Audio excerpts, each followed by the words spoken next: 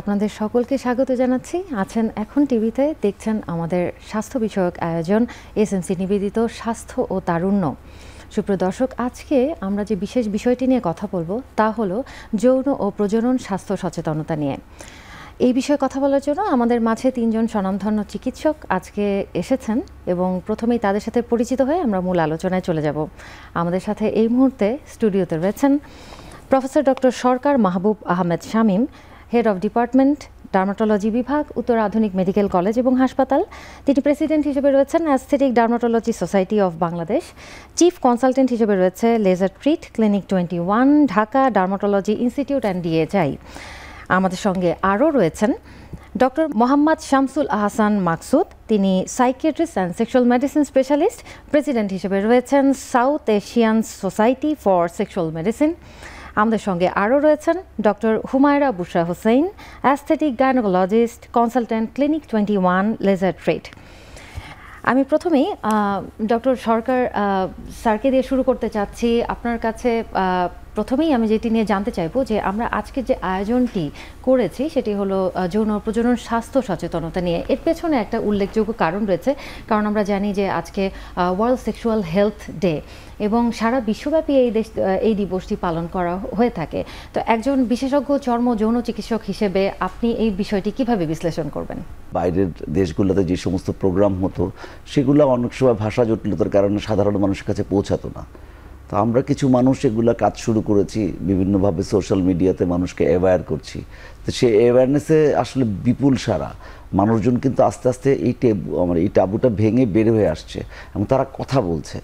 তো এইটাকে আমাদের এখানে এমনভাবে গ্লোরিফাই করে রাখা হয়েছে, এমনভাবে ধর্মীয় বা বিভিন্নভাবে এমনভাবে কথা বলাই নিষেধ ছিল এই বিষয়টা নিয়ে। তো এটা কিন্তু এখনকার বিশেষ করে এই নতুন জেনারেশন এবং সবাই এটা কিন্তু খুব ইজিলি আসলে অ্যাকসেপ্ট করছে এবং তাদেরকে আসলে দমায় রাখা যাবে না এবং তারা জানছে। এবং সবচেয়ে বড় কথা, যারা প্রান্তিক আছে, যারা সাধারণ মানুষজন আছে, তারা খুবই আগ্রহ ভরে আমাদের কথাবার্তা শুনছে আজকাল।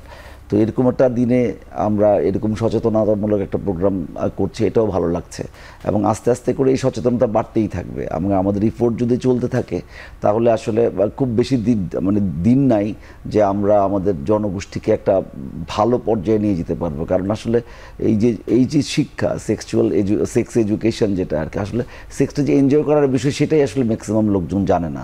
এটাকে একটা আসলে একটা আমাদের প্রজননের একটা পন্থা হিসাবে আসলে অনেকে প্র্যাকটিস করে আসছিল। বাট এটাও যে আমাদের একটা আমাদের যেমন খাওয়ার চাহিদা আছে, ঘুমের চাহিদা আছে, আরও অনেক কিছু চাহিদা আছে, তার মধ্যে এটা একটা চাহিদা। এটা কিন্তু আমরা সেভাবে আমাদের সোশ্যালি আমরা বা আমাদের প্রজন্মকে বা আমরা আমাদের মুরব্বীদের থেকে শিখতে পারিনি। আমরা এটাকে এমন একটা পর্যায়ে নিয়ে গেছি যে এটা একটা আলাদা জগৎ, কিন্তু এটা যে খুবই স্বাভাবিক একটা বিষয়, সেই বিষয়টা আস্তে আস্তে কিন্তু এখন জনসাধারণ এবং আমরা সবাই কিন্তু আস্তে আস্তে বুঝতে পারছি এবং আপনাদের কন্টিনিউয়াস এফোর্ট, আমরাও এফোর্ট করছি। আমরা সবাই মিলে যদি কিছু করতে পারি, সামনে ভালো দিন অপেক্ষা করছে। জি, ধন্যবাদ। আপনার কাছে আবার আসবো। আমি এই মুহূর্তে একটু মাকসুদ স্যারের কাছে যেতে চাইবো যে প্রতিবারের মতোই ওয়ার্ল্ড সেক্সুয়াল হেলথ ডেতে একটা বিশেষ থিম থাকে এবং এবছরে যে থিমটা রয়েছে মূলত এটা জাস্টিস এবং সেক্সুয়াল রাইটস নিয়ে কথা বলার। তো একজন সাইকিয়াট্রিস্ট এবং সেক্সুয়াল মেডিসিন স্পেশালিস্ট হিসেবে আপনি বিষয়টি কিভাবে বিশ্লেষণ করছেন? 2025 সালের থিম হচ্ছে যে জাস্টিস অ্যান্ড রাইটস। তো এই যে সেক্সুয়াল রাইটস ফর অল, তো এইটার উদ্দেশ্য হচ্ছে যে পাশ্চাত্যের দেশগুলিতে যেটা হয় যে ওরা উইমেন লিবারালাইজেশন, হ্যাঁ, তারপর যে সেক্সুয়াল মাইনরিটি যারা আছে, যারা সেক্সুয়াল যে আমরা বলি যে ওরিয়েন্টেশন, ওই দিক থেকে যারা সংখ্যালঘিষ্ঠ, ওদের রাইটসের ব্যাপারে তারা একটু কনসার্ন থাকে। তো আমাদের দেশের প্রেক্ষাপটে বা বাস্তবতায় আমরা যেটা দেখি যে বাল্য বিবাহ, তারপরে সেফ সেক্স প্র্যাকটিস, অনেক সময় হয় কি যে ধরেন যে যৌনবাহিত রোগগুলি ছড়িয়ে যায়। তো এই জিনিসগুলির ব্যাপারে এটা সচেতনতা তৈরি করার জন্য কিন্তু এই ডেটা পালন করা হয়, দিবসটা পালন করা হয়। তো এখানে বলা হচ্ছে যে সবার জন্য যেমন সমান অধিকার দরকার, ওই একইভাবে যারা আপনার ধরেন যে ওই অল্প বয়সী বা মাইনর, ওদেরও যেন একটা রাইটস থাকে, ওদেরও যেন বিয়ে করার ব্যাপারে একটা প্রিভিলেজ থাকে, যে তারা যেন বলতে পারে যে আমার 18 পরে আমরা বিয়ে করবো, আগে যে স্বাধীনতাটা ছিল না, এইটা একটা ইস্যু। আর আরেকটা হচ্ছে যে অ্যাক্সেস টু ইনফরমেশন, যে আপনার যে তথ্য প্রবাহের যে অবাধ সরবরাহ, যেটা প্রফেসর শামীম বললেন আর কি, যে আপনি চান বা না চান, আপনি যতই তাদেরকে গুটিয়ে রাখতে চান, এই ইন্টারনেটের সুপার হাইওয়েতে মানুষজন কিন্তু ওয়ান বাটন অ্যাওয়ে আপনি একটা ক্লিক করলে কিন্তু সাথে সাথে সে সব ইনফরমেশন পাচ্ছে। তো আমাদেরকে এটা নিশ্চিত করতে হবে যে আমাদের যারা মানে জনগোষ্ঠী তারা যেন সব ইনফরমেশনগুলির অ্যাক্সেসটা পান এবং সঠিকভাবে পান। আপনি যদি তাদেরকে প্রপার সেক্স এডুকেশন না দেন, তারা কিন্তু ওয়ান অফ দ্য আদার ফর্মে কিন্তু আজে বাজে ওয়েবসাইট থেকে আজে বাজে ইনফরমেশন নেবে, যেটা হচ্ছে ফল্টি, যেটা এতদিন হয়ে আসছে। এবং তাতে যেটা হয় যে মানুষের মধ্যে একটা ভ্রান্ত ধারণা তৈরি হবে, তাদের রোগ না থাকলেও তারা নিজেদেরকে রোগী মনে করবে। যেমন ওদের মিথস অ্যান্ড মিসকনসেপশন থাকে, ওনারা মনে করে যে তাদের হয়তো একটা যৌন রোগ আছে, আসলে কিন্তু তা একটা স্বাভাবিক ব্যাপার।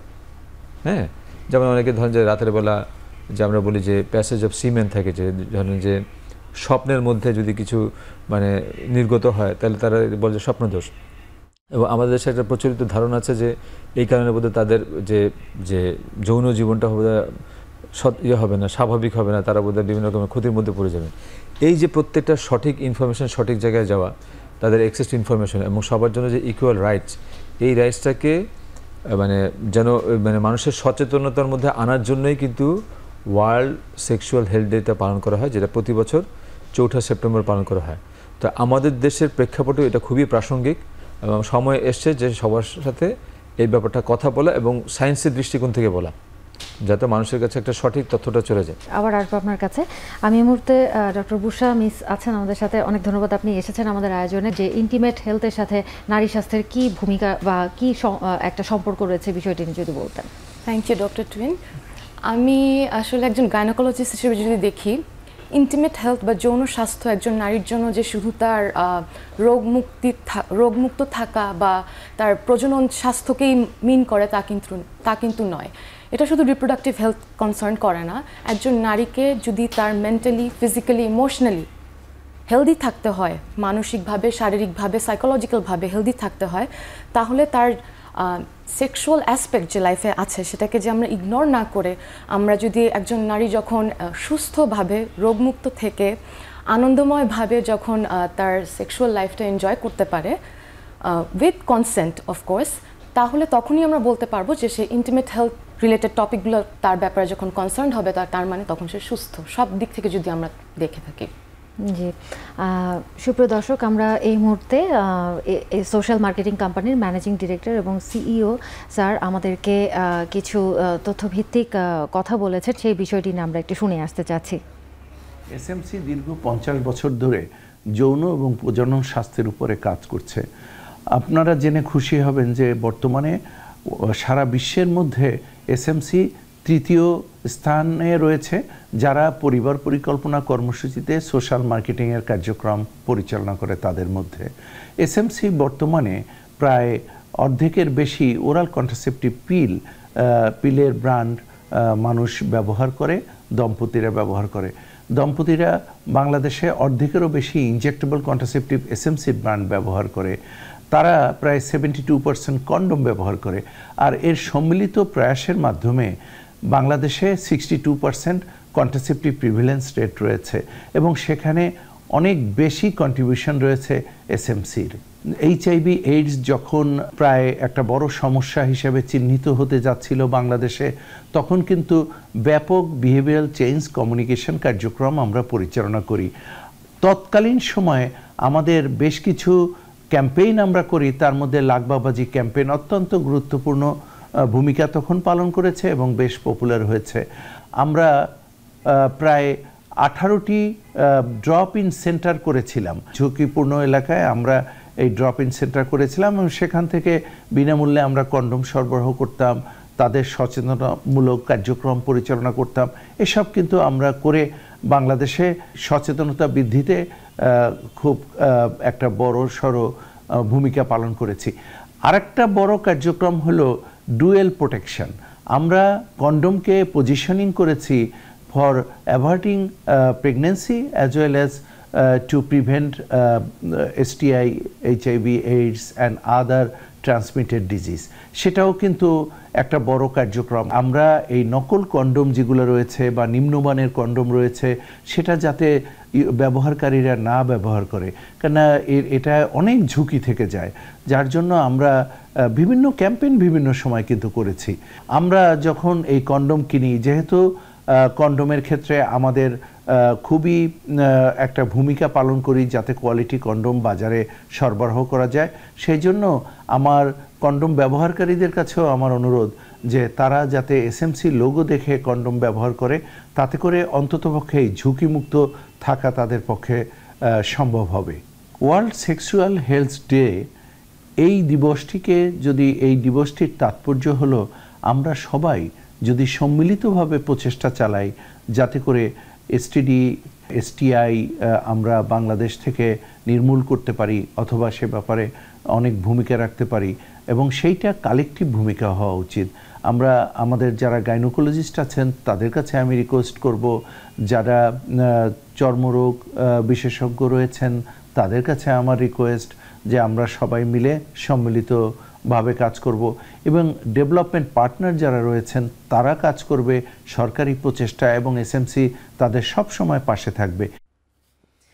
যে আমরা এতক্ষণ দেখছিলাম জনাব Taslim Uddin Khan, managing director CEO social marketing company, ওনার বক্তব্য। আমরা আলোচনা আবার চলে যাই। আমাদের সাথে এই মুহূর্তে আছেন ডক্টর শামীম স্যার। স্যার, আপনার কাছে আবার যেটি নিয়ে জানতে চাইবো যে আমরা আসলে একটা জায়গায় বুঝতে পারলাম যে এই অ্যাওয়ারনেসের পিছনে মূল যে জায়গাটা সেটা হলো যে এসটিডি এসটিআই প্রিভেনশন বা একটা এই যে যৌন সংক্রমিত রোগ যাতে না ছড়িয়ে যায়। সো একজন যৌন স্বাস্থ্য স্পেশালিস্ট হিসেবে আপনি আসলে এই বিষয়টি কিভাবে মূল্যায়ন করছেন? আমরা যখন প্রথম এই ডার্মাটোলজির ছাত্র ছিলাম তখন আসলে অনেক বেশি, বা তখন তো অনেক বেশি আসলে যৌনবাহিত রোগ ছিল। যৌনবাহিত রোগ কিন্তু কমে এসেছে, অনেক কমে এসেছে। এটা আমাদের সচেতনতা আপনাদের তার কারণে হয়েছে।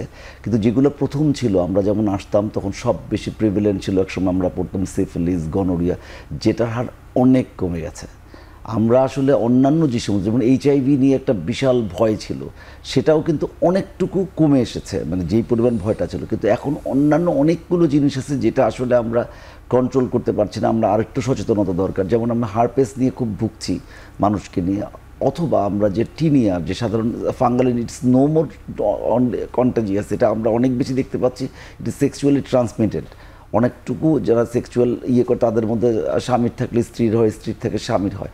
তো এরকমভাবে যদি আমরা আরেকটু সচেতন করতে পারি তাহলে কিন্তু আমরা এই দিক থেকে অনেক বেশি ভালো করতে পারবো। আর কারণ এই যে সেক্সুয়ালি ট্রান্সমিটেড ডিজিজ যেগুলো আছে সেগুলো কিন্তু ইনিশিয়ালি যদি প্রিভেন্ট করতে পারি অনেক ধরনের প্রবলেম থেকে আমরা বাঁচাতে পারি। আমি যেমন আমাদের মানে দর্শকদেরকে বলতে পারি, যেমন আগে সিফিলিস সম্পর্কে আমরা যখন জানতাম তখন প্রাইমারি সিফিলিস, সেকেন্ডারি, টারশিয়ারি, এগুলো আসলে এখন ঘটেই না। গনোরিয়াও প্রিভিলেন্স এত কমেছে যে আমরা সাধারণ একটা দিয়েই কিন্তু আমরা ঠিক করে ফেলতে পারি। তো এইটা দিয়ে যেতে আরও অন্যান্য যে প্রবলেমগুলো আছে, not only sexually transmitted disease, sexually অন্যান্য যেগুলো ফ্যাক্টরসগুলো আছে এগুলোকে যদি একসাথে করি তাহলে কিন্তু এরা এনজয়মেন্টটা অনেক ভালো করে করতে পারে। কারণ আমাদেরকে এডুকেশনটা কথা বলছেন, সেটা নিয়ে যদি একটু জানতে চাই, একটু আলোকপাত করতেন যে সেক্সুয়াল আর কি ইস্যু রয়েছে হেলথ রিলেটেড যেটা নিয়ে আসলে কনসার্ন হওয়া এই মুহূর্তে খুবই জরুরি। কনসার্ন হওয়া মানে কি, আমরা তো আসলে আমরা যারা প্র্যাকটিস করি আমরা জানি আর কি, একটা বৃহৎ জনগোষ্ঠী, এটা ডক্টর বুশরা আরও ভালো বলতে পারবে, মেয়েদেরকে প্যাসিভ হিসাবে জানে। দে আর নট রেডি, মানে সেক্সুয়াল পুরো জিনিসটা কিন্তু একটা ডক্টর মাকসুদও ভালো বলতে পারবে। এটার অনেকগুলো পার্ট আছে, সাইকোলজিক্যাল পার্ট, আগে যে একটা ডক্টর বুশরা বললেন যে কনসেন্টের পার্ট, এই সবগুলো পার্ট যদি একত্রে ক্লিক করে তাইলেই কিন্তু আমরা এখানে যেতে পারি। কিন্তু এটা টু ওয়ে কমিউনিকেশনস, এটা ওয়ান ওয়ে কমিউনিকেশনস হবে না। এই টু ওয়ে কমিউনিকেশনস করার জন্য অনেকগুলো ফ্যাক্টর, আমাদের সম্পর্ক ভালো থাকতে হবে, একজন আরেকজনের প্রতি রেসপেক্ট থাকতে হবে, মিউচুয়াল আন্ডারস্ট্যান্ডিং থাকতে হবে, অনেকগুলো ফ্যাক্টর মিলিয়ে কিন্তু একটা ভালো সেক্সুয়াল লাইফ এনজয় করা যায়। এটাকে যদি আমি একটাকে ধরেন জোর করে আমার অধিকার আমি করব, এটা আসলে হবে না। এটা করতে গেলে, কারণ শুধু আমি একটা ছেলে মানুষ, আমি হয়তো একটাভাবে গ্র্যাটিফিকেশান পেলাম, কিন্তু আমার যে পার্টনার ফিমেল আছে সে হয়তো পাবে না। তো সুতরাং তাকেও যদি পুরো জিনিসটাকে, আমি যেটা স্টার্টিংয়ে বলার চেষ্টা করেছি যে এটা আসলে এডুকেশনের মাধ্যমেই এবং এর মাধ্যমেই মানুষকে তৈরি করতে হবে। তো এটা যত দিন যাবে এটা ট্রায়াল অ্যান্ড এরারের মাধ্যমে আস্তে আস্তে ঠিক হয়ে আসবে। আমি আশা করি যে পরবর্তী প্রজন্ম এটা সুফল ভোগ করবে। জি, এবং আপনাদের যে কার্যক্রম রয়েছে সেটা আমরাও আশা করছি যে অবশ্যই আমাদের পরবর্তী প্রজন্মর কাছে পৌঁছে যাবে। আমি এই মুহূর্তে একটু মাকসুদ স্যার আপনার কাছে আসতে চাইবো যে ইন্টিমেট মেডিসিন বা সেক্সুয়াল মেডিসিন বলতে আসলে কি বোঝায় এক্স্যাক্টলি, আমরা সহজভাবে কিভাবে এটাকে বুঝতে পারবো, এটা যদি বলতেন। আমি একটু পেছনে যাই আর কি। ধরেন আজ থেকে 2 দশক আগে যখন এইডস সারা পৃথিবীতে সংক্রামক ছিল, তো আমাদের দেশের যে আশেপাশের যে দেশগুলি আছে, মায়ানমার, ইন্ডিয়া, ওদের থেকে কিন্তু আমাদের অনেক কম মানে এইচআইভির কন্টামিনেশন ছিল। এর একটা বড় কারণ ছিল যে আপনার ধরেন যে মুসলিম যাদের সার্কামসিশন করা হয় তাদের মধ্যে কিন্তু যৌনবাহিত রোগ স্পেশালি এইডসের সম্ভাবনা অনেক কমে যায়। এটার উপর আফ্রিকায় বিভিন্ন স্টাডি হয়েছিল, স্টাডির পরে মানে স্টাডি হাফওয়েতে বন্ধ করে দিয়েছে এই কারণে যে এত বেশি সংখ্যক স্টাডির পক্ষে যুক্তি এসছে যে যাদের মধ্যে মানে সার্কামসিশন করা আছে তাদের মধ্যে কিন্তু এই এইডসের সংক্রমণ অনেক কম ছিল। তো আমাদের দেশের আশেপাশের যেই দেশগুলি ওদের তুলনায় আমার খুব সম্ভবত 15% ছিল মানে আমাদের নেইবারিং কান্ট্রিগুলিতে, বাংলাদেশে ছিল 4.5। তো বাংলাদেশে এই যে যৌনবাহিত রোগ তো আছে যেটা যে প্রফেসর শামীম বললেন যে এইচআইভি, সিফিলিস, তারপরে ধরেন যে গনোরিয়া, তারপরে যে হারপিসের কথা বললেন। এইচআইভি রিলেটিভলি কম সংক্রমণ হয় যেহেতু আমাদের এই একটা এথনিক ভ্যারাইটির কারণে। সেকেন্ড হচ্ছে যে আরেকটা যে আপনাদের যে ওই এসএমসি এমডি যেটা বললেন যে এটা যত বেশি অ্যাওয়ারনেস বিল্ড আপ হবে তত কিন্তু মানুষের সেফ সেক্স প্র্যাকটিসের এটা বাড়বে, তাতেও কিন্তু কমে যাবে। এখন I am coming to the point আপনি যেটা বললেন যে আসলে যে ইন্টিমেট মেডিসিন বলতে আসলে কী বোঝায়। তো এটা তো ধরেন যে বেসিক্যালি আমাদের ছেলেদের সেক্সুয়াল প্রবলেম হয় দুই ধরনের মোস্টলি। একটা হচ্ছে প্রিম্যাচুর ইজাকুলেশন, যেটা সবচেয়ে বেশি মানে প্রেভেলেন্ট, সবচেয়ে বেশি হয় গড়ে প্রতি 3 জনে একজন বা প্রতি 5 জনে একজনের 20 থেকে 30% গ্লোবালি। আর হচ্ছে ইরেকটাইল ডিসফাংশন, যা লিঙ্গ উত্থানজনিত সমস্যা। এইটা আবার বয়স ভেদে সময়ের সাথে সাথে বাড়ে। এর বাইরে একটা আছে যে যৌন অনীহা, যেটাকে বলে যে hypoactive sexual desire disorder. আর আরেকটা হচ্ছে যে আপনার যে টেস্টোস্টেরন ডেফিসিয়েন্সি। তো এইগুলিকে মোটামুটি আপনি বলতে পারেন ইন্টিমেট। ফিমেলদের মধ্যে সারা পৃথিবীতে সবচেয়ে বেশি যেটা রোগ হয় সেটা হচ্ছে hypo active sexual desire disorder, যাদের হচ্ছে যৌন আগ্রহ কমে যায়। এখন নারী পুরুষের মধ্যে কিন্তু একটা ভেদাভেদ থাকে, যেমন পুরুষদের মধ্যে আগ্রহ অনেকটাই শারীরিক থাকে অ্যাজ এ হোল বলে আর কি, এটাকে জেনারেলাইজ করা যাবে না। আর মেয়েদের মধ্যে কিন্তু আবেগের ব্যাপারটা বেশি থাকে। তো সুতরাং যখন আমরা একটা স্বামী স্ত্রীর দাম্পত্য সম্পর্কের কথা বলবো, আমাদের অবশ্যই তাদের যে মানসিক যে কেমিস্ট্রি কেমন আছে, তাদের একজন একজনের মধ্যে পারস্পরিক সমঝোতা কেমন আছে, তাদের বোঝাপড়া কেমন আছে, এটাও আমাদেরকে মাথায় রাখতে হবে। তো আপনি যদি বলেন যে মেডিসিনের ব্যাপারটা, ইন্টিমেট মেডিসিন আমরা তখনই দিব যখন আমরা এক্সক্লুড করবো যে আমাদের কোনো ওই মানে সাইকোলজিক্যাল কোনো সমস্যা নাই। যদি মানসিক যদি সমস্যা থাকে ওইটা মিটিয়েই কিন্তু পরে ওষুধের ব্যাপারটা আসবে। আর যদি আরও স্পেসিফিক বলতে গেলে আপনার যদি ওষুধের কথা বলেন, প্রিম্যাচুর ইজাকুলেশনের জন্য আমরা এসএসআরআই জাতীয় ড্রাগসগুলি আমরা দিই, যেটা হচ্ছে অ্যান্টিডিপ্রেসেন্ট জাতীয় ওষুধ। আর আপনার ইরেকটাইল ডিসফাংশনের জন্য PD5 বলে, ফসফোডাইএস্টারেজ 5 ইনহিবিটর, সিলডেনাফিল, টারোলাফিল, এই জাতীয় ওষুধ দেয়। হরমোনের সমস্যা থাকলে আপনার টেস্টোস্টেরন সাপ্লিমেন্টেশন করবে। কিন্তু যদি হরমোনের সমস্যা ছাড়াও তো যৌন আগ্রহে অনীহা থাকতে পারে অনেক কারণে, তো সেই ক্ষেত্রে কাউন্সেলিংটি বেশি লাগে। জি, অনেক ধন্যবাদ, অনেক বিশ্লেষণ করলেন আপনারা। আমরা এই মুহূর্তে একটা বিরতিতে যাচ্ছি। সুপ্রিয় দর্শক, এই মুহূর্তে নিচ্ছি একটি বিরতি, সঙ্গেই থাকুন, কিছুক্ষণের মধ্যে ফিরে আসছি।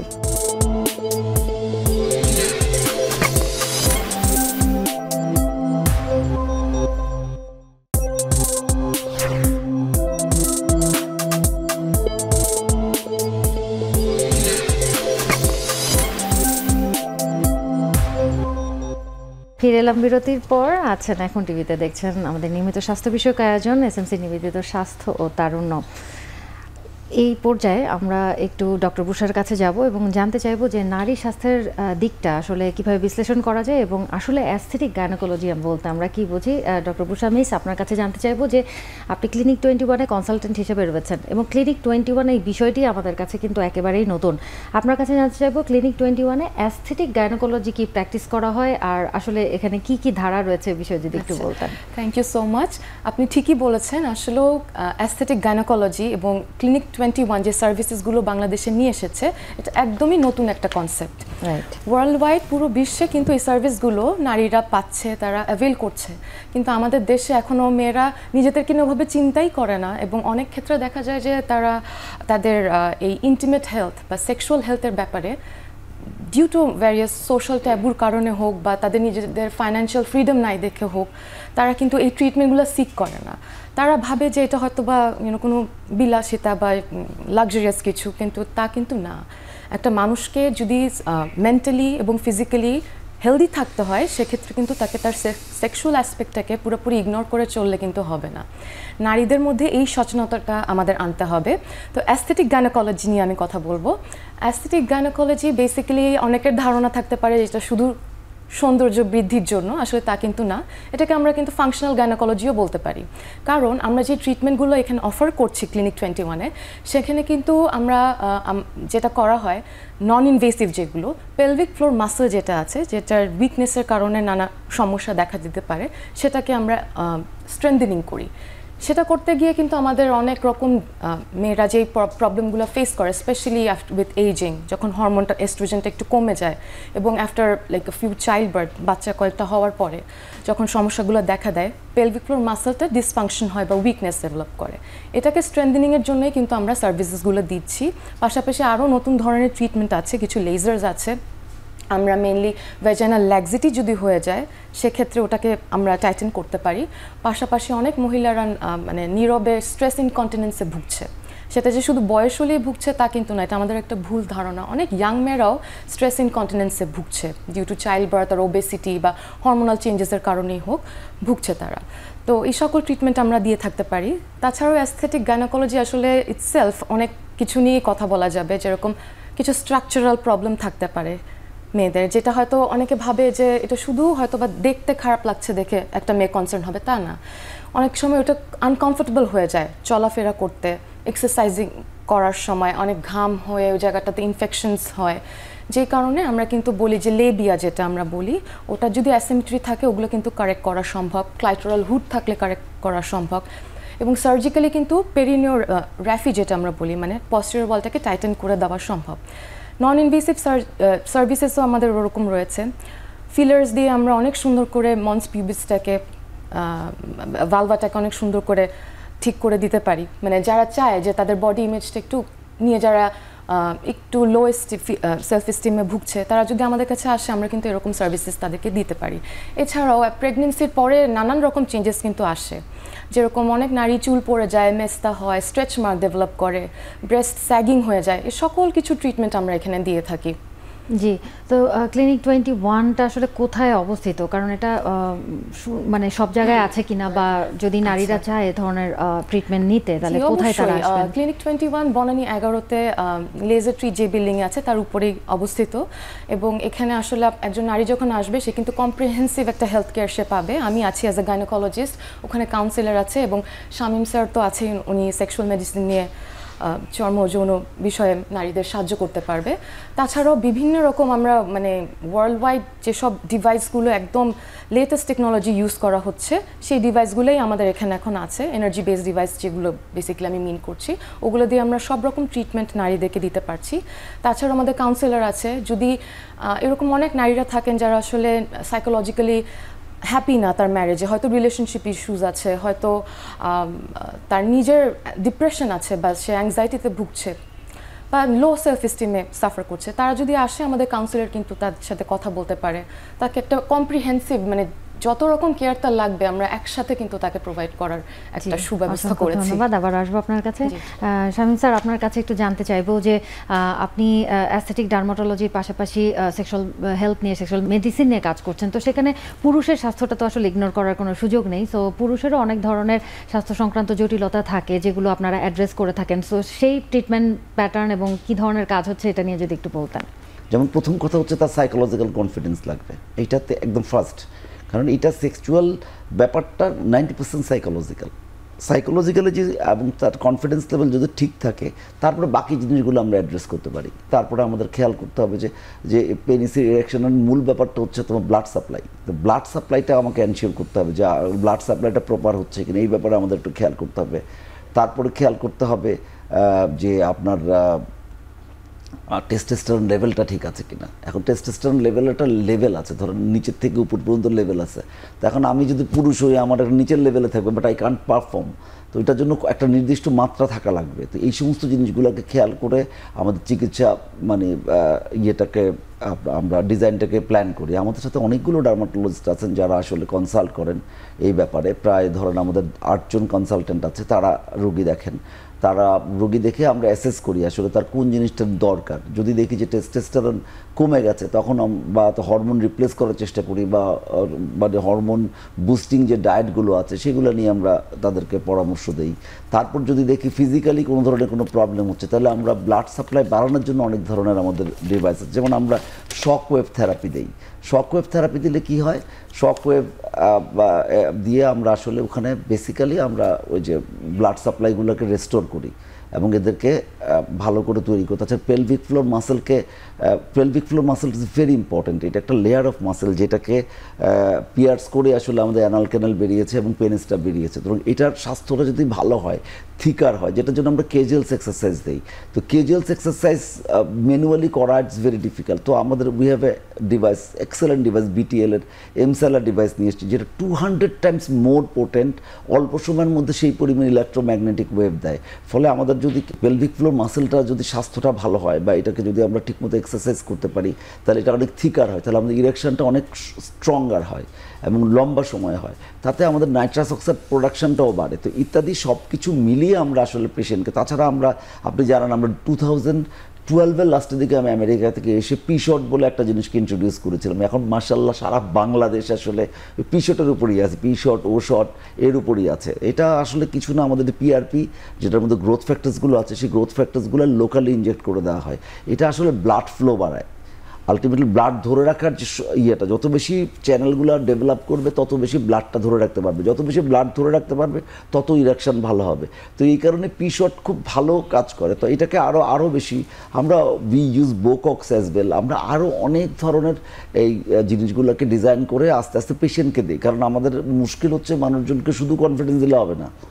কনফিডেন্স দিলাম কিন্তু তার অন্যান্য প্রবলেম থাকলে তো হবে না। তখন প্রত্যেকটা জিনিসকে অ্যাড্রেস করে আমরা যদি প্রপারভাবে তাকে অ্যাসেস করতে পারি, আমরা যদি ব্লাড টেস্ট করা একটু যাদের ইরেকটাইল ডিসফাংশন প্রবলেম আছে তার ভাস্কুলোজেনিক কিনা আমরা দেখার জন্য কালার ডপলার করতে পারি। করে আমরা যখন একটা অ্যাসেস করে নিলাম তারপরে কিন্তু আমরা একটা কম্প্রিহেন্সিভ প্রপার ট্রিটমেন্ট দিই এবং পেশেন্টস মাশাআল্লাহ আমাদের clinic 21 everyone is very very happy, very এবং ওয়ার্ল্ড ক্লাস এবং সব কিছু নিয়ে এসছি আমরা বাংলাদেশে।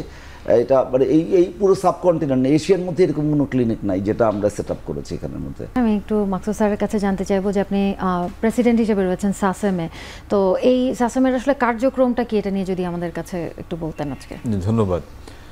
South Asian society for sexual medicine, সংক্ষেপে বলে SASSM, এটা বেসিক্যালি একটা মেডিকেল ডক্টরদের অর্গানাইজেশন যেটা ব্যাঙ্গালোর বেসড। তো এইটা বেসিক্যালি এর উদ্দেশ্য হচ্ছে হাইয়েস্ট স্ট্যান্ডার্ড অফ কেয়ার, বায়োসাইকোসোশ্যাল, মানে আপনি একজন রোগীকে ত্রিমাত্রিক দেখবেন, তার হরমোনের কোনো সমস্যা আছে কিনা, তার মানসিক কোনো সমস্যা আছে কিনা এবং আর্থসামাজিক কোনো সমস্যা আছে কিনা। তো এই 360 ডিগ্রি অ্যাঙ্গেল বা ত্রিমাত্রিক দেখে তাকে অ্যাসেস করার পরে সিদ্ধান্ত নেবেন এবং আপনি ওই চিকিৎসার ব্যাপারে অ্যাডভোকেট করবেন যেটা হচ্ছে এভিডেন্স বেসড। আমরা বেসিক্যালি ডাক্তারদের মধ্যে কাজ করি, পেশেন্ট ফ্রন্টে না, এবং ডাক্তারদের মধ্যে ওই জিনিসটাই বলি যেটা হচ্ছে সায়েন্টিফিক্যালি এভিডেন্স বেসড। যেমন ধরেন যে ওয়েস্টার্ন ওয়ার্ল্ডে আসছে যে শক ওয়েভ থেরাপি, পিশট, তো এগুলির ব্যাপারে আমরা যখন এভিডেন্স বেস স্টাডি পাই তখন আমরা বলি, যখন পাই না তখন আমরা এটাকে এনকারেজ করি না। তো এই রিলেটেড আমাদের অনেকগুলি সেশন হয়েছে যেখানে দেশ থেকে বা বাইরে থেকে বিভিন্ন ডাক্তার এসছে এবং তাদের এভিডেন্স বেসড প্রেজেন্টেশনগুলি তারা এখানে করছে। তো তার মাধ্যমে হয় কি যে ডাক্তারদের মধ্যে একটা সবার চিকিৎসার একটা ইকুয়াল স্ট্যান্ডার্ড অফ কেয়ার হয়। কারণ আমি বলছি যে পিশট কাজ করে, শামীম ভাই বলবে যে পিশট কাজ করে না, আপনি কোনটা শুনবেন? তো এই যে শোনার জন্য আপনাকে দেখতে হবে যে কী ধরনের গবেষণালব্ধ প্রমাণ আছে এবং তার প্রেক্ষিতে যখন আপনি এটাকে ডিসিমিনেট করবেন, যখন এটাকে সবার মধ্যে ছড়িয়ে দেবেন, তখন কিন্তু সবার একটা সেম স্ট্যান্ডার্ড অফ ট্রিটমেন্ট হবে। আমরা চাই যে ক্লিনিক 21 না, সারা বাংলাদেশের সব ডাক্তার যেন ক্লিনিক 21-এর মতো বা আরও ভালো সার্ভিস দিতে পারে। তো সেই ক্ষেত্রে ওইটি হচ্ছে সাসেমের কাজ। সাসেম একটা নন প্রফিটেবল অর্গানাইজেশন যারা বেসিক্যালি কাজ করে, তাদের প্রত্যেকটা কাজ কিন্তু আপনার ওই যে এটা হচ্ছে ওই টার্গেট থেকে হচ্ছে যেন ডিসিমিনেশন অফ নলেজ। জি, আপনার কাছে যদি এবার একটু জানতে চাই যে আপনার একটু আগে ডক্টর বুশরা বলছিলেন যে কনসেন্টের যে জায়গাটা, এটা থেকে আসলে এখন আমরা অনেক পিছিয়ে রয়েছি। সো কনসেন্টের ইম্পর্টেন্টটা কি একটা যৌন জীবনের জন্য? না, দেখেন যে পাশ্চাত্যের লোকজন তো এখন ধরেন অনেক বেশি হিউম্যানিস্টিক হয়ে যাচ্ছেন। তারা হচ্ছে যে মানুষের যে মানবিক মূল্যবোধ, ওই মূল্যবোধগুলিকে অনেক বেশি জোর দিচ্ছেন। তো এখন আগে যেটা আমাদের একটা প্রচলিত ধারণা ছিল যে স্বামী স্ত্রী মেলামেশার মাধ্যমে তাদেরকে একটা লিগ্যাল রাইটস দিয়ে দেয় যে তারা যে তাদের যে ইন্টিমেট রিলেশনশিপ করার জন্য এটা ইমপ্লয়েড কনসেন্ট, যে আপনি অলরেডি বলেই দিচ্ছেন আপনাদের যে একটা বিবাহ বন্ধনে যখন আবদ্ধ হচ্ছেন তার মাধ্যমে কিন্তু আপনি বলেই দিচ্ছেন যে তাদের মধ্যে একটা শারীরিক সম্পর্ক হবে বা হবে। কিন্তু ওয়েস্টার্ন ওয়ার্ল্ডে এখন বলছে যে ব্যাপারটা এরকম হবে না, যে দুইজনের কিন্তু সম্মতির মাধ্যমে কিন্তু শারীরিক মেলামেশা করতে পারে ইভেন দো দে আর লিগালি ম্যারিড হাজব্যান্ড ওয়াইফ। তো এখন আমাদের দেশের লোকজন হয়তো এই কনসেন্টের ব্যাপারটা অত বেশি সজাগ না। আর দ্বিতীয়ত হচ্ছে যে অনেক সময় আমরা দেখি যে যৌন নিপীড়ন, যৌন নির্যাতন এবং বিয়ন্ড ম্যারেজ মানে বিয়ের বাইরেও কিন্তু অনেক ধরনের সেক্সটিং, যে ধরেন যে চিঠি বা তাদেরকে বিভিন্ন রকমের মেসেজের মাধ্যমে উত্ত্যক্ত করা, যেটা এক ধরনের মানে নতুন ধরনের সমস্যা হচ্ছে যেমন ইন্টারনেটের ইয়ে হচ্ছে। তো কনসেন্টের ব্যাপারটা হচ্ছে এইটাই যে ওয়েস্টার্ন ওয়ার্ল্ডে সবাই যে বিবাহ ওর মধ্যেই যে তারা শারীরিক সম্পর্ক করে তা তো না, তাদের তো বিবাহ বহির্ভূত সম্পর্ক তো তাদের লিগালাইজ অ্যাজ লং অ্যাজ আপনি আর কোনো একটা মানে বন্ধনের মধ্যে নাই। আমরা অনেক সেলিব্রিটিদেরকে জানি যে যারা কোহ্যাবিট করছে, তারা একসাথে থাকছে কিন্তু তার বিবাহের বন্ধনে আবদ্ধ হন নাই। তো ওয়েস্টার্ন ওয়ার্ল্ডে এটা কিন্তু ইলিগ্যাল না। আমাদের দেশের মানে মূল্যবোধ কিন্তু বিবাহ বহির্ভূত সম্পর্ককে কিন্তু অ্যাকসেপ্ট করে না। তারপরেও কনসেন্টের ব্যাপারটা এই কারণে আসছে যে বিবাহর মধ্যে বা বিবাহর বাইরে আপনার সাথে শারীরিক সম্পর্ক করতে গেলে অবশ্যই আপনার সম্মতি লাগবে, হ্যাঁ। এবং স্পেশালি যারা হচ্ছিল মানে আইনত মানে মাইনর, যারা আইনের চোখে যারা এখনও সাবালক বা সাবালিকা হয় নাই, তাদের ব্যাপারটা তো বেশি জরুরি। তো এইটাই হচ্ছে আপনার রাইটস। এই রাইটসের ব্যাপারে আপনি কতটুকু সচেতন, এইটা অ্যাওয়ারনেসটাকে বিল্ড আপ করা, জাস্টিস তৈরি করা, সবার জন্য যেন ইকুয়াল রাইটস থাকে, এইটার জন্যই কিন্তু এই 4 সেপ্টেম্বরের এই মানে এই দিবসটাকে পালন করা। জি ধন্যবাদ। আরেকটা বিরতি নিয়ে আসছি সুপ্রিয় দর্শক, এই মুহূর্তে আরও একটা বিরতি নিচ্ছি, ফিরে আসবো অল্প কিছুক্ষণের মধ্যেই, সঙ্গে থাকুন।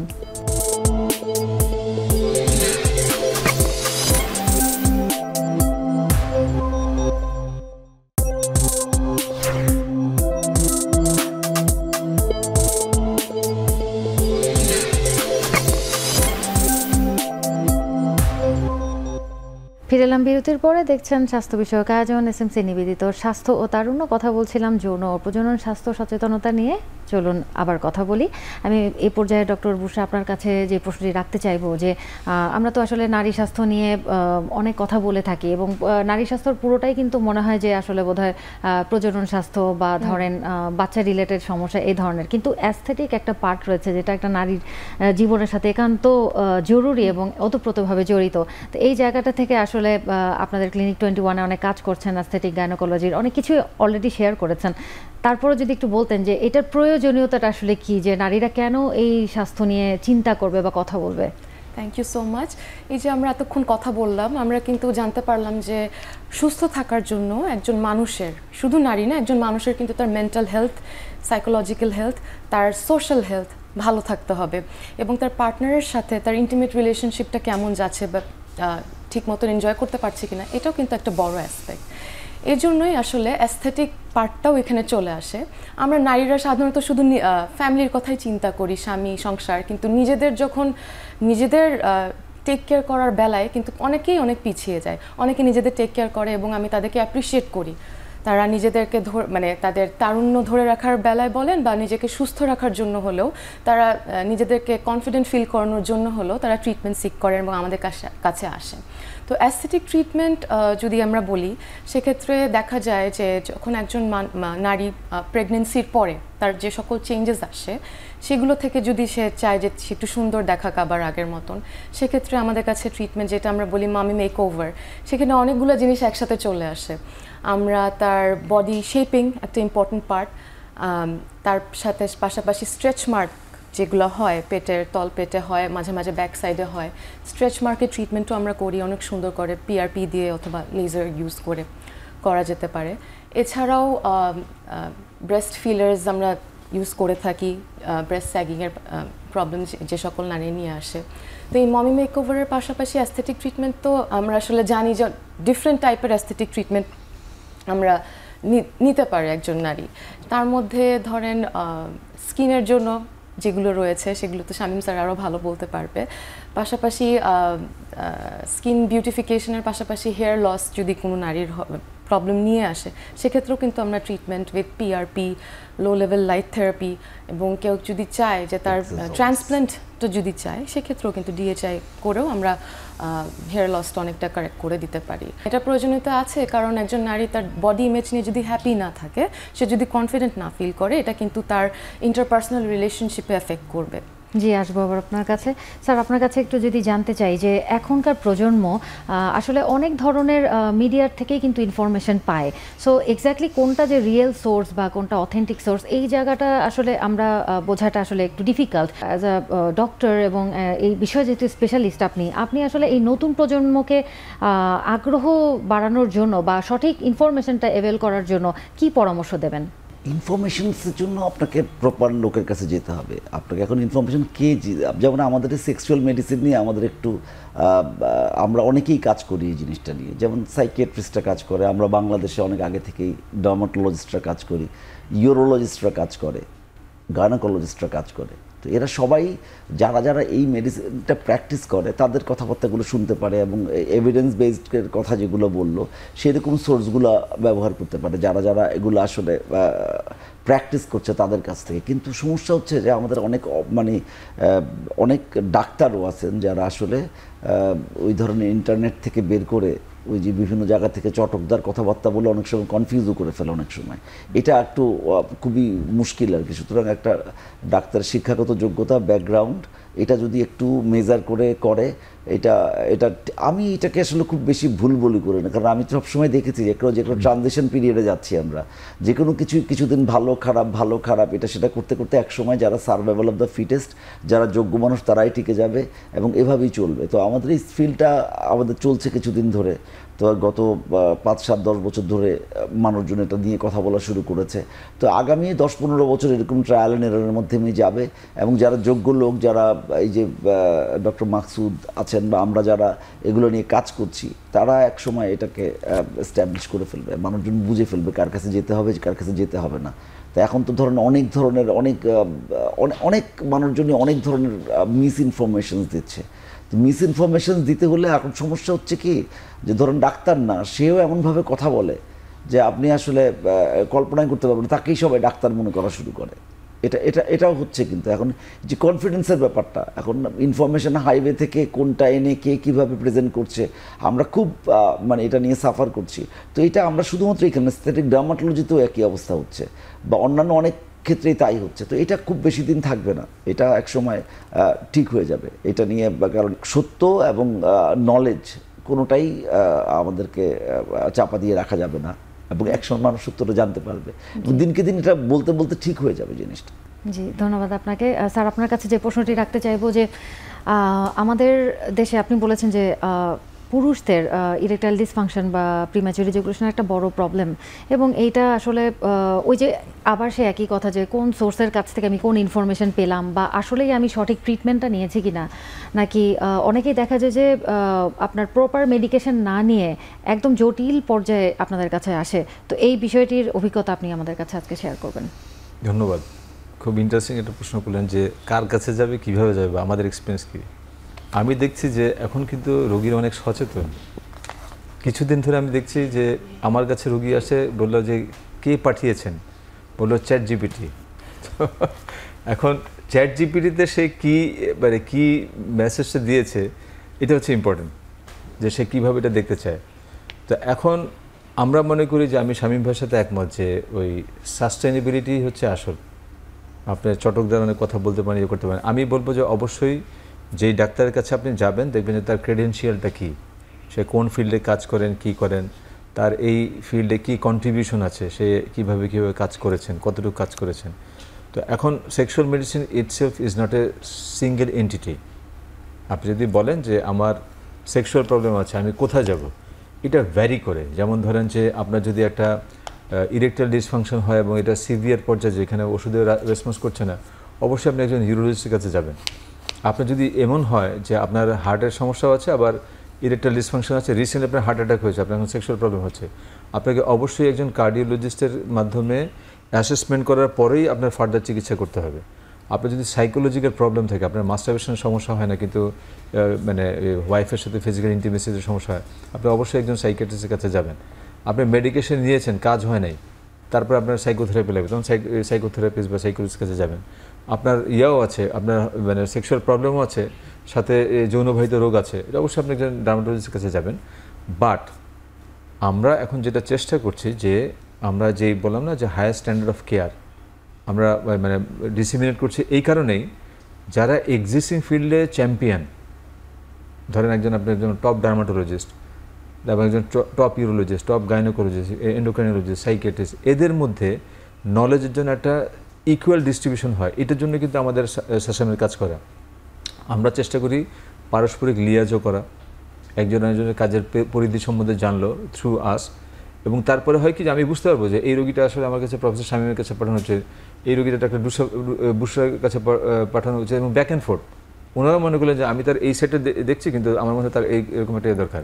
So it's a biopsychosocial model, comprehensive model. আর আপনি যদি বলেন যে কীভাবে রোগীরা আসবে, রোগীরা they are very smart. Even আমি যাদের কথা বললাম যে চ্যাট জিপিটির কথা বলছে, এরা কিন্তু খুব বেশি যে প্রাতিষ্ঠানিক শিক্ষায় শিক্ষিত তা কিন্তু না, একজন সাধারণ জনগণ, তারাও এখন কিন্তু চ্যাট জিপিটি শরণাপন্ন হচ্ছেন। তো the world has moved, why not we? আমরা আমাদের সাবজেক্ট থেকে আমরা আগাতে থাকবো। ওয়ার্ল্ড কিন্তু অলরেডি চলে গেছে যে মিথস অ্যান্ড মিসকনসেপশন কিন্তু রোগী কিন্তু ওয়ান ক্লিক করে বের করে ফেলছে যে what is right and what is wrong, what is the standard. তো সুতরাং আমরা মনে করি এই জন্য আমরা আমাদের কাজ করে যে শাসন কাজ করে এই রিলেটেড ইয়েতে, যে আমরা একটা কম্প্রিহেন্সিভ ট্রিটমেন্ট প্রোটোকল বা গাইডলাইন তৈরি করা বা এটা ডিসিমিনেট করা এবং পারস্পরিক বিভিন্ন সোসাইটির মধ্যে একটা ইয়ে করা, সো দ্যাট আমাদের পেশেন্টরা যেন বেনিফিটেড হয়। এটা আমাদের কোনো পার্সোনাল বেনিফিট না, রোগীদের জন্য বেনিফিট।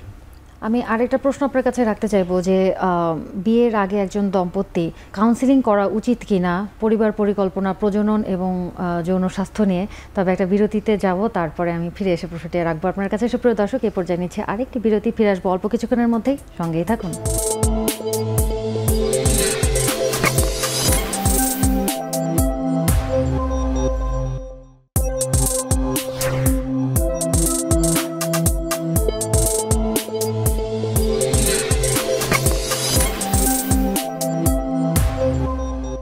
ফিরে এলাম বিরতির পরে। আছেন স্বাস্থ্য বিষয়ক আয়োজন স্বাস্থ্য ও তারুণ্যে। চলুন আবার কথা বলি। স্যার, বিরতিতে যাওয়ার আগে আমি একটা প্রশ্ন রেখেছিলাম যে বিয়ের আগে কোনো প্রিপারেশনের প্রয়োজন আছে কিনা, কাউন্সিলিংয়ের প্রয়োজন আছে কিনা, এই বিষয়টি নিয়ে যদি বলতেন একজন দম্পতির। জি, ওয়েস্টার্ন ওয়ার্ল্ডে কিন্তু কাউন্সিলিং করে, তারা প্রিম্যারিটাল কাউন্সিলিং করে তারপরে ইয়ে করে, just to understand whether they fit in মানে বিটুইন দেম। তো এখন আমাদের দেশে আমরা দেখি যে অনেক সময় যখন ফার্স্ট ম্যারেজটা ওভারকাম করে, ওয়ার্কআউট করে নেই, হ্যাঁ, সেকেন্ড ম্যারেজে যায় তারা আসে কিন্তু আমাদের কাছে আসে। তো ইটস বেটার যে আপনি যদি তাদেরকে একটা সেশন মানে অ্যাসাইন করে দেন, আপনি একা করলেন, অথবা যদি সাইকোলজিস্টের কাছে রেফার করেন, that can be possible. But পারস্পরিক বোঝাপড়াটা কীরকম হবে এটা যদি আগে থেকে করে নেয়, তাহলে ইট ইজ এক্সপেক্টেড যে বিয়ের পরে তাদের সম্পর্ক উন্নতি হবে। বাট ইউ আর রাইট যে আমাদের যদি প্রি ম্যারিটাল যদি কাউন্সিলিং করতে পারে, it may be sexual counselling, it may be মানে psychotherapeutic counselling, both are equally good, মানে এটা মানে তাদের পারস্পরিক বোঝাপড়ার জন্য ভালো।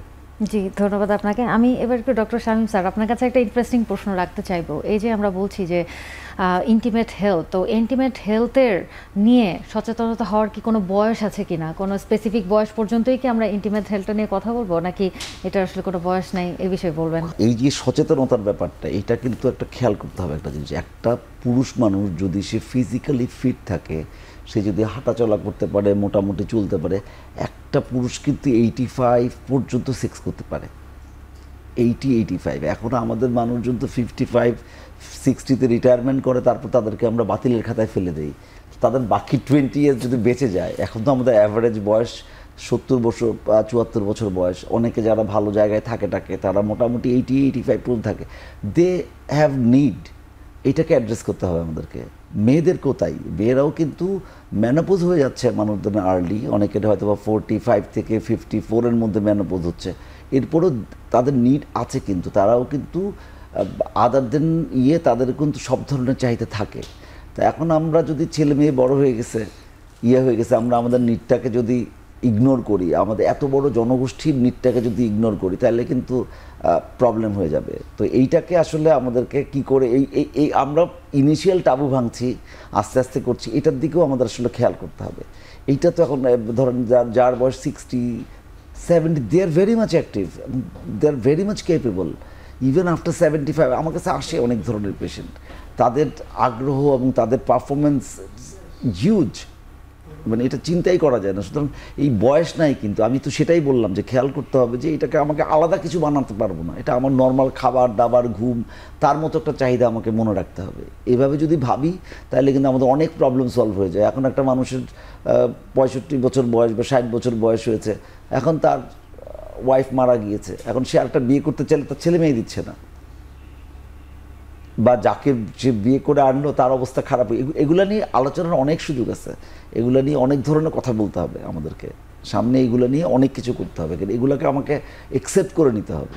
আয়োজন কিন্তু একদমই আমার শেষের দিকে চলে এসেছে। খুব সংক্ষেপ আপনাদের তিনজনের কাছেই জানতে চাইবো যে আজকে যে বিশেষ আয়োজন ওয়ার্ল্ড সেক্সুয়াল হেলথ ডে নিয়ে, এই বিষয়ে যদি জনগণের কাছে উদ্দেশ্য করে যদি কোনো সচেতনতা বাণী দিতে চান আপনি, প্লিজ আপনার থেকে শুরু করব। সচেতনতা বাণী আমি কি দিব? আমি শুধু একটা কথাই বলবো যে আনন্দে বাঁচুন। বাঁচতে হলে আপনাকে আনন্দ করতেই হবে। এখন যৌন জীবন যদি ভালো থাকে, আনন্দটা ভালো থাকবে। একটু বলবো যে হ্যাপি হরমোন রিলিজ হবে অনেক বেশি, একটু বলতে পারি। চমৎকার। আমি ডক্টর বুশরা, আপনি? আমি মেইনলি নারীদের বলতে চাবো যে তারা যাতে তাদের সেক্সুয়াল লাইফ নিয়ে আরেকটু অ্যাওয়্যার নিজের থেকেই নিজেরটা বোঝার চেষ্টা করে এবং ডাক্তারের শরণাপন্ন হয়।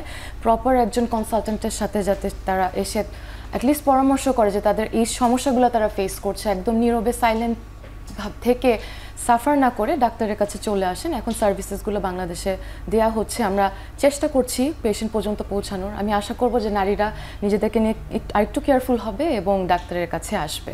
জি নিশ্চয়ই। একদম শেষ করব স্যারকে দিয়েই। আপনি অবশ্যই সচেতনমূলক কিছু কথা বলবেন, তবে এই বিষয়টি একটু অ্যাড্রেস করার প্রয়োজন আছে কিনা যে দাম্পত্য জীবনে, সুখী দাম্পত্য জীবনের জন্য আসলে এই সেক্সুয়াল এডুকেশনের প্রয়োজনীয়তাটা আছে কিনা, এই বিষয় নিয়ে বলবেন। আমাদের দেশে 100 বছর আগে 200 বছর আগে সেক্স এডুকেশন বলে কিছু ছিল না, কিন্তু তারপরে কিন্তু মানুষজন সুখী ছিল। তো হ্যাপিনেস নির্ভর করে যে আমরা একজন একজনের কাছ থেকে কী চাচ্ছি বা কী এক্সপেক্ট করছি। আপনার এক্সপেকটেশন যেরকম থাকবে ইয়ে থাকবে বেশি, মানে কি বলে হ্যাপিনেস সেরকম হবে।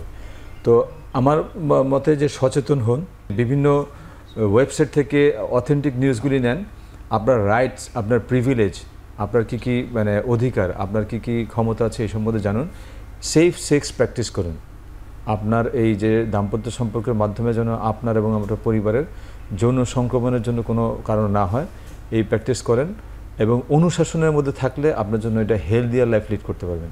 এবং আপনার মাধ্যমে এই দর্শকদেরকে বলবো যে তারা যেন মানে অথেন্টিক ওয়েবসাইট থেকে বিভিন্ন রকমের ইনফরমেশন কালেক্ট করেন।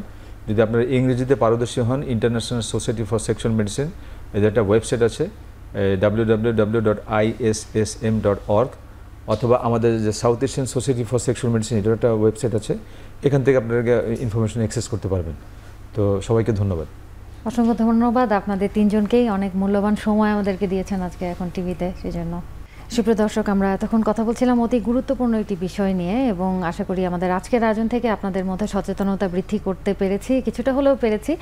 আমাদের পরবর্তী আয়োজনে অন্য কোনো বিষয় এবং বিশেষজ্ঞ চিকিৎসক বৃন্দদের নিয়ে চলে আসবো। সেই পর্যন্ত সকলেই ভালো থাকুন, সুস্থ থাকুন।